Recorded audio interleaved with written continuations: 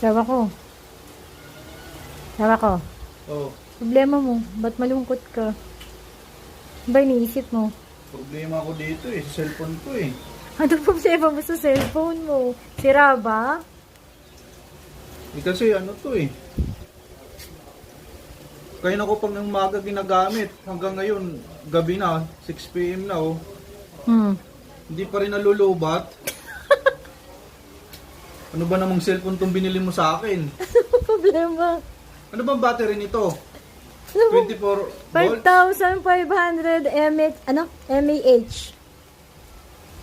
Di ba ba ano to, hindi nalulubat? Battery ba nasa sasakyan ginamit mo dito?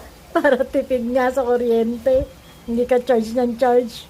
O paano ngayon to malulubat? O simula kayo ng umaga, 80% pa lang ang 80 battery ko pa ngayon, oh. 80% pa. So, oh. 20% lang ang nalis. Oo. Ang sakit na ng ulo ko. Nagsasawa na nga ako sa kaka-Facebook, kaka-YouTube. So, yun guys. Kapag gusto nyo ng solid yung battery, long life, parang Motolite, panghabang buhay ang gamit, solid. Hindi nalulubat. Mag-Vivo kayo. Ayun o, Vivo B30e. Ang ano na to, ang cellphone na to. Magsasawa ka habang buhay ka mag-cellphone, hindi nalulubat yung cellphone. Sasakit ang ulo mo sa kakagamit ng cellphone na to. Oh.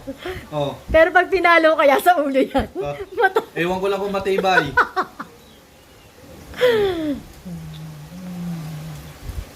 That's for now.